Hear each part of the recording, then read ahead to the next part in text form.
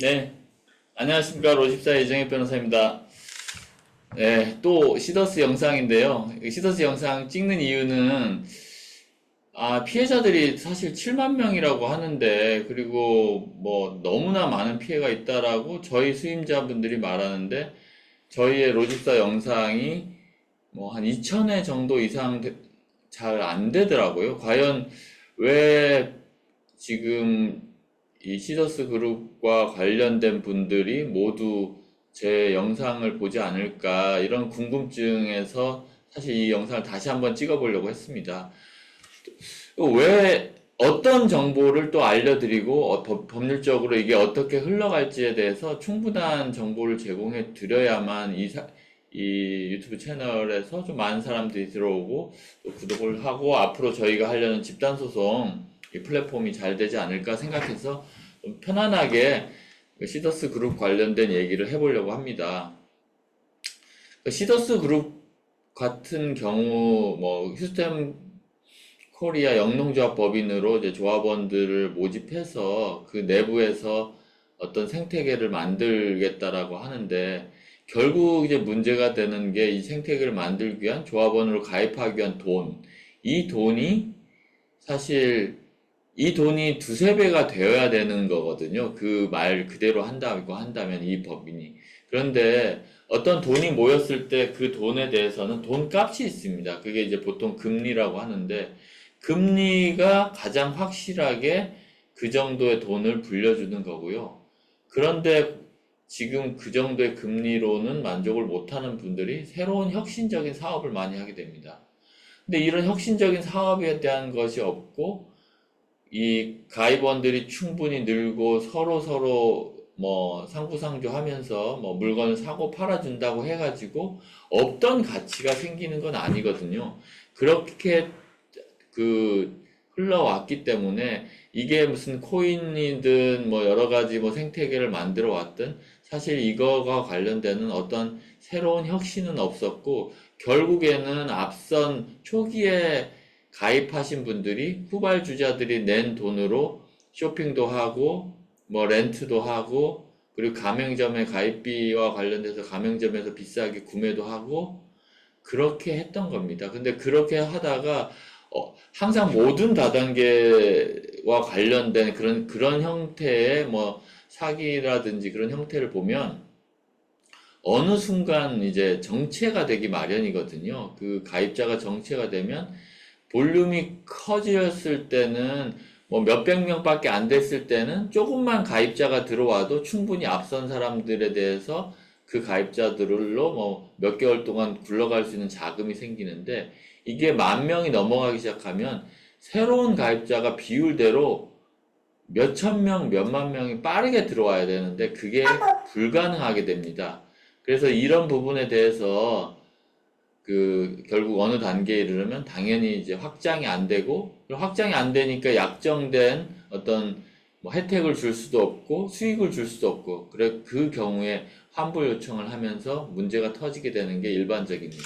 시더스도 마찬가지입니다. 그래서 몇 번에 걸쳐서 시더스와 관련돼서 얘기를 드리는데 어차피 이런 구조는 초기 가입자부터 현재 피해자들까지 피라미드형 구조를 가질 수밖에 없고요. 이 피라미드형 구조가 계속해서 하저변이 넓어지면 상관이 없는데 그게 어느 이상 되면 더 넓어지지 않고 가입자가 확 줄기 때문에 문제가 발생되고 그 문제가 기존의 혜택을 줄 수가 없고 그리고 예정된 수익을 줄 수가 없기 때문에 문제가 발생되는 겁니다. 그래서 그 사람들이 그때서야 혜택을 볼 수가 없기 때문에 이제 돈을 달라고 환불 요청을 했을 때, 환불 요청을 했을 때 이제 그게 좀 잘 안 되는 거죠.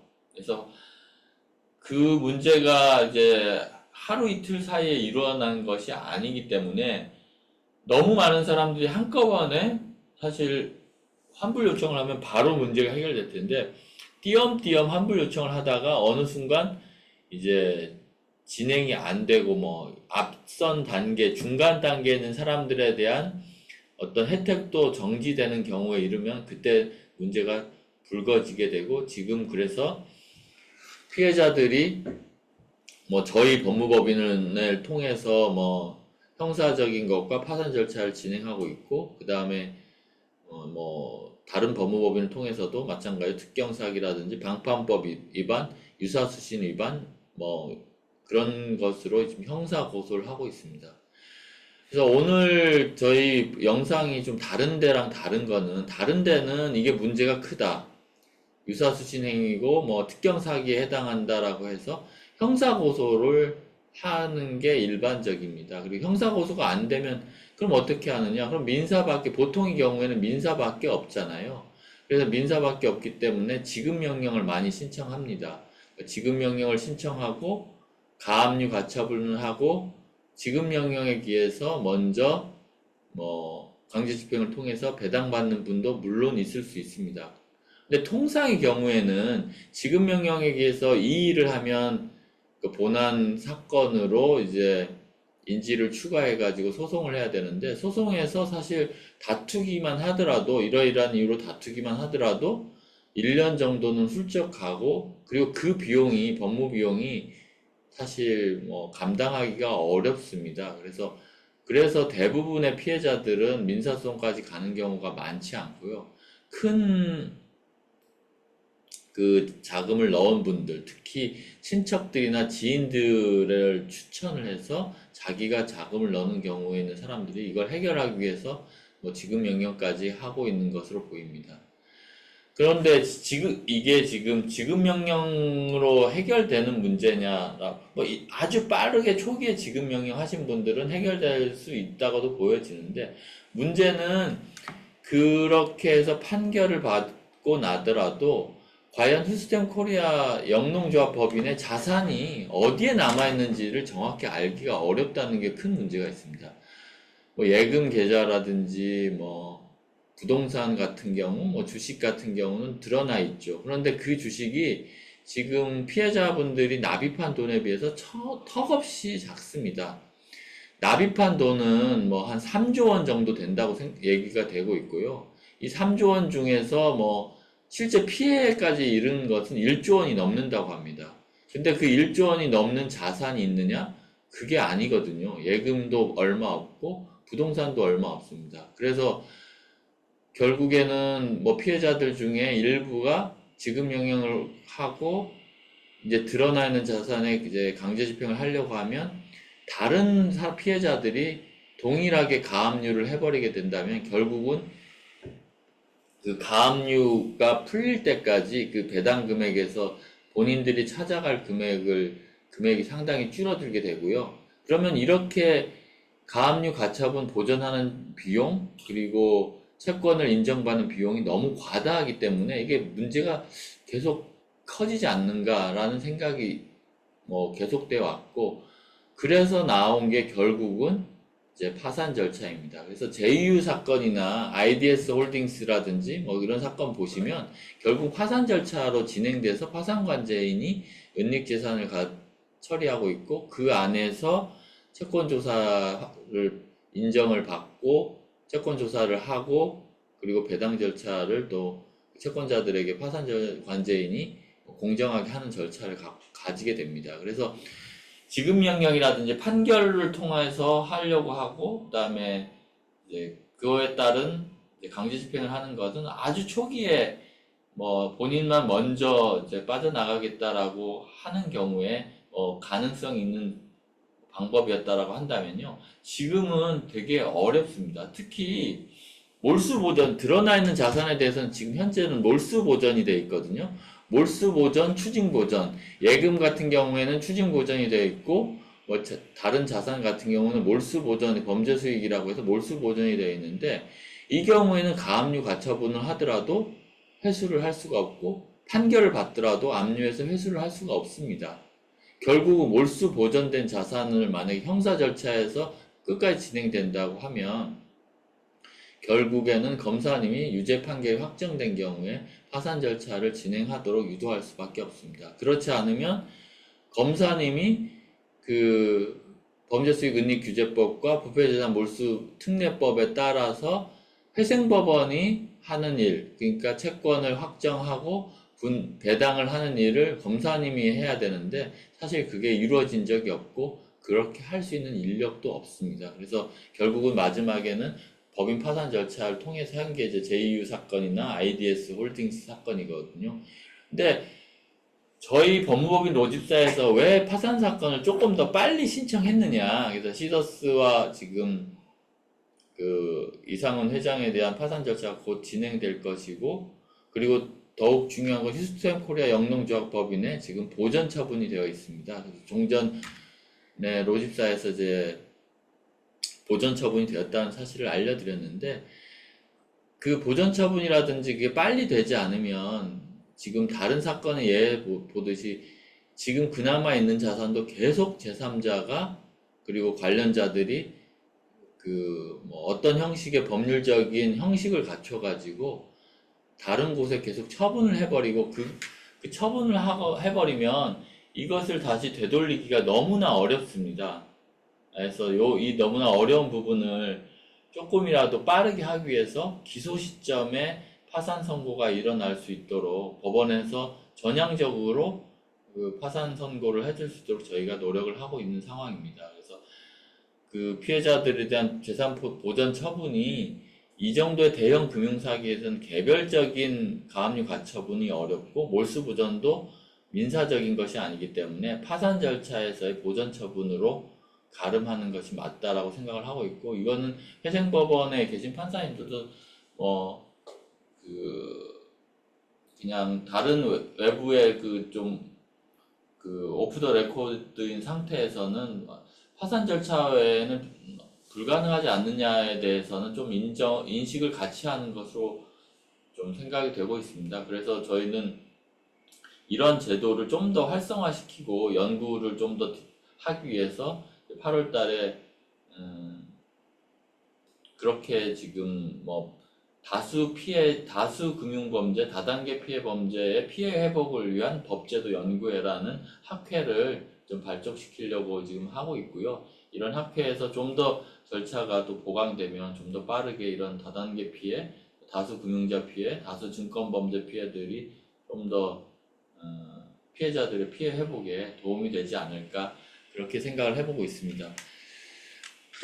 오늘 이렇게 제가 하는 이 지금 채널에서의 그 궁금한 내용을 이제 시더스와 관련된 분들과 이렇게 많이 이제 얘기를 해드려야 되게 될 텐데, 그 시더스와 관련돼서는 이제 7만 명 정도 되는 분들이 사실상 일종의 네트워크를 형성하고 있고, 이거는 그 자체로는 어느 정도의 가치를 갖고 있습니다. 그래서 이 시더스에 가입하신 분들에 대해서 이거를 살려가지고 어떻게 다른 부를 또 창출해 보겠다라고 하신 분들이 다양하게 있는데, 문제는 이게 진정한 어떤 가치 있는 네트워크로 자리매김할 수 있는 그런 모델이 아니라 추가적으로 그냥 이 네트워크를 사용해서 지금까지 있었던 것을 동일하게 이용하려는 그런 문제들이 계속 생기고 있어서 그게 큰 문제라고 생각을 합니다. 그래서 지금 검색을 해보시면 시더스 회원들을 새로운 그런 네트워크에 다시 가입시키고자 하는 시도가 있는데, 이거와 관련돼서 법률적 분쟁이 계속되고 있고요. 그리고 이와 관련돼서 돈으로 환불하기가 어렵기 때문에 어떤 코인으로, 향후에 가치가 있는 코인으로 주겠다라고 하시는 분들이 있는데, 이 코인 프로젝트 자체는 뭐 물론 그 자체만 가지고 이게 안 된다라고 할 수는 없는데, 이 프로젝트를 잘 운영할 어떤 그 자금이 필요하잖아요. 보통의 코인 프로젝트는. 근데 그 자금이 없는 상태에서 코인만 발행해서 준다? 이거는 말이 안 된다고 생각을 합니다. 물론 다시 이 코인 프로젝트를 통해서 뭐 이 네트워크를 조금 더 살리겠다라고 해서 추가 뭐 납입을 하라고 하는 경우가 있는데, 이게 너무나 많이 지금 제가 했던 코인 사기와 유사하기 때문에 주의를 하셔야 되고요. 전혀 뭐 이와 관련된 돈을 내지 않는 상태, 혹은 기존에 있는 이 피해와 관련돼서 뭐 피해 환불을 받지 않겠다는 서약서를 쓰고 기존에 낸 돈을 코인으로 받겠다, 이런 것들은 정말 계약을 주의하셔야 된다는 말씀 드리도록 하겠습니다.